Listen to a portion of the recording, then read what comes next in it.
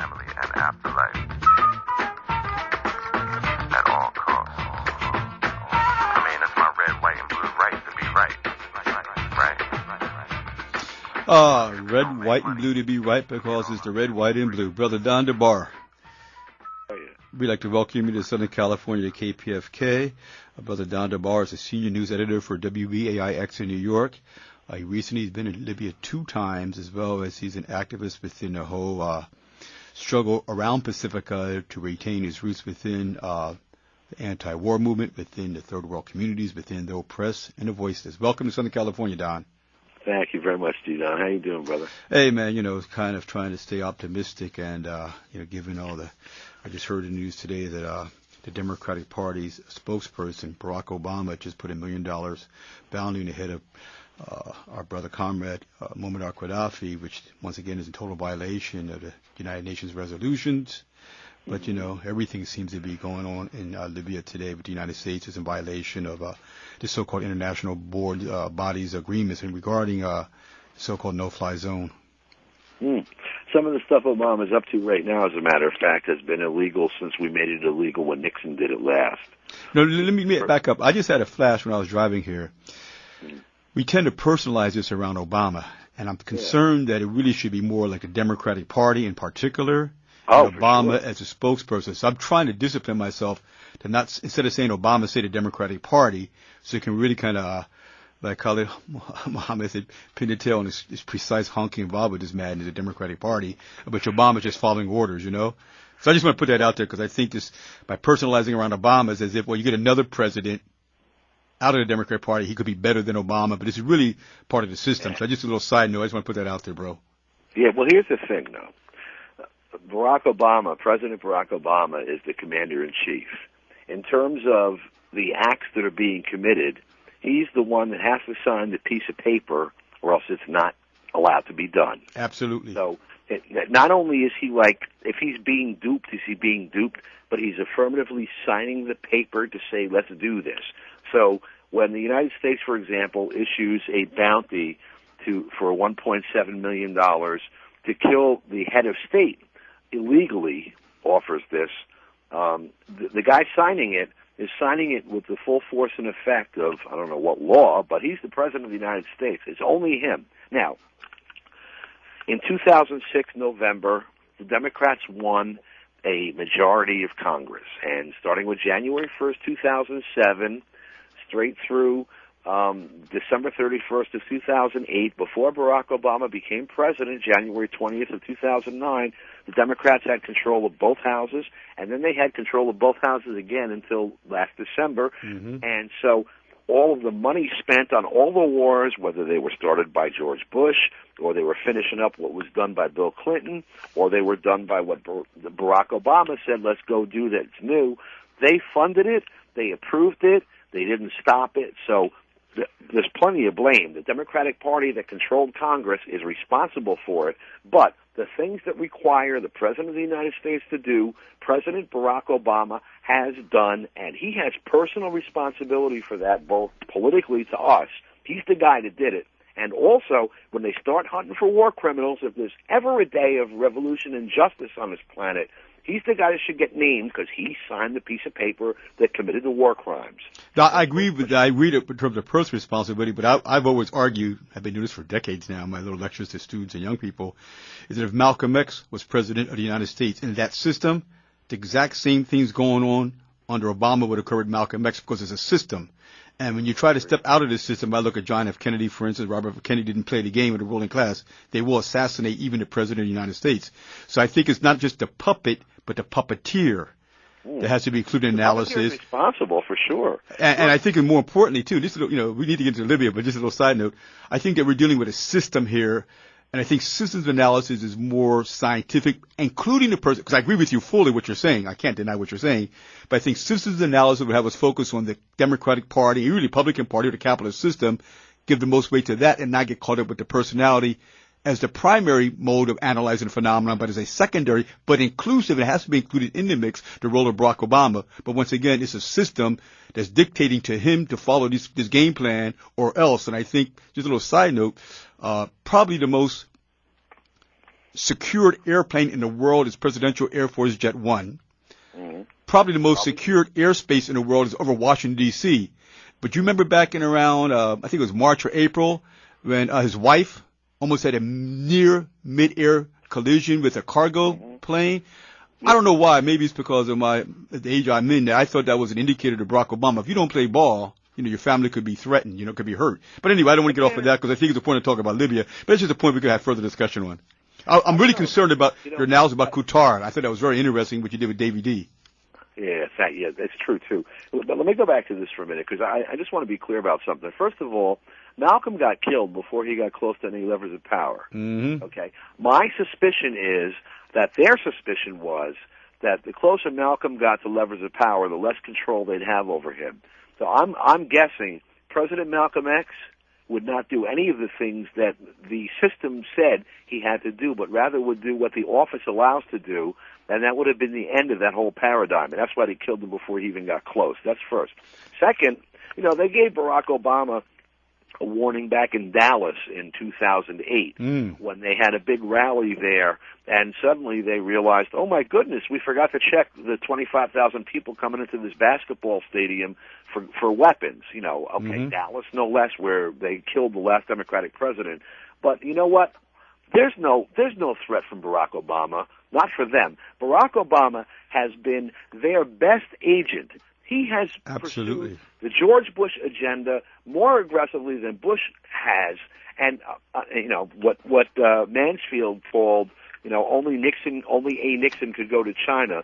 Barack Obama is like the guy that took the United States affirmatively and aggressively into let's bring our military back into Africa and try to recolonize it, which Bush couldn't have gotten away with. Well, see, I would argue, I know you can't disagree with this, the fact that it's really the ruling class and the manifestation through the Democratic Party, given the economic crisis, to recolonize and gain new markets and seize markets away from India, China, Malaysia, and so forth. But once again, I think by focusing on Obama, we're not putting enough weight on the Democratic Party, on this electoral political system. But anyway, once again, we're running into time constraints. We'll have another guest after you. But in terms of your presentation with our sister station KPFK and Brother Davy D, you talked about the question in Qatar and the role of Qatar, not just in terms of providing, I think, 4 planes to the air armada that's flying over Libya today and bombing the hell out of Libya, but also in terms of on the ground. Yeah. So can you kind of elaborate upon that? Because this is something that's not been released by any media, and we thank you for that contribution. Here's 2 pieces of information that are important, just as context. Number one, Qatar was the first Arab state to endorse the invasion of Iraq in 1991 first. And second, Qatar was the first one to lend troops to the Bush invasion in 2003. Mm-hmm. And now the troops that were supposedly rebels coming in on the ground, I heard from multiple sources on the ground early this week or early this past week that they were not Libyans that were there, but they were rather Qataris. And when I reported on Monday on Press TV that, in fact, they were Qataris, they were regular Qatari troops dressed as irregulars with their commanders in uniform. Mm-hmm. They were dead all over the street. All of a sudden, they started making excuses over mustard gas about why Qatari troops had to land in Libya. The reason being they got to explain the dead Qataris because they were all over Tripoli this past week, dead. Mm-hmm. So in terms of boots on the ground who are non-Libyans, who else have you identified?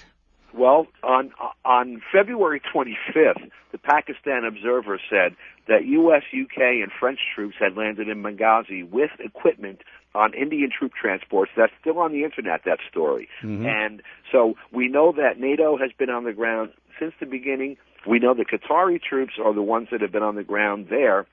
And now they're talking about putting together a GCC, a Gulf Cooperative, whatever, like Council. Arabs that are, in bed with the Americans into Libya, and also there are others that are on the ground that have been documented. Dutch, as a matter of fact, were caught and captured this past week. So once again, another major violation of so-called resolution. In terms of resistance, prolonged, protracted resistance by the nationalist Libyans who are opposed to the neo-colonization/colonization of Libya. What is your assessment of that from your contacts inside Libya? Well, there were 1.5 million weapons handed out just to the people of Tripoli.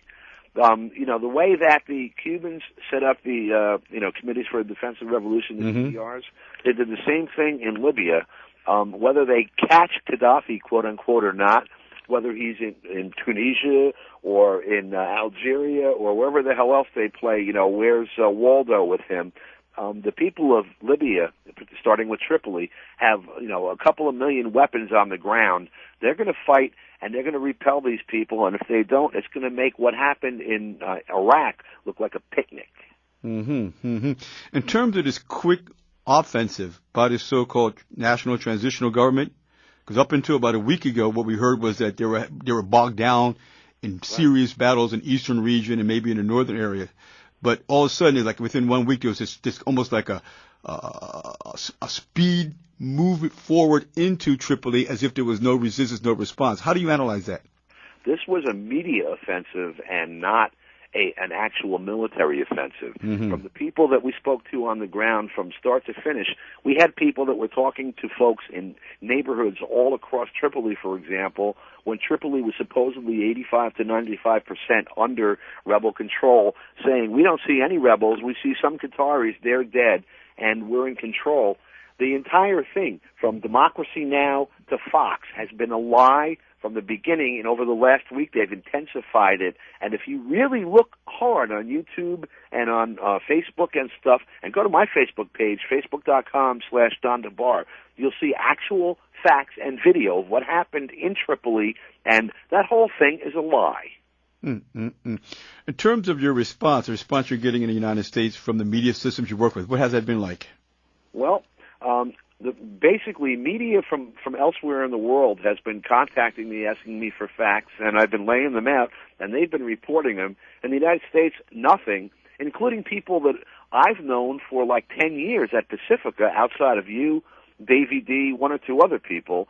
But let's say Democracy Now!, for example, I've pitched with Amy Goodman many times. I've sent her details of these things from the beginning. Nothing. No interest whatsoever. One real important thing, back when they got the resolutions from the United Nations, the thing that was the big enabling act there was the allegation that Gaddafi was bombing people in Tripoli and in Benghazi and elsewhere, that he was bombing people that were in rebellion.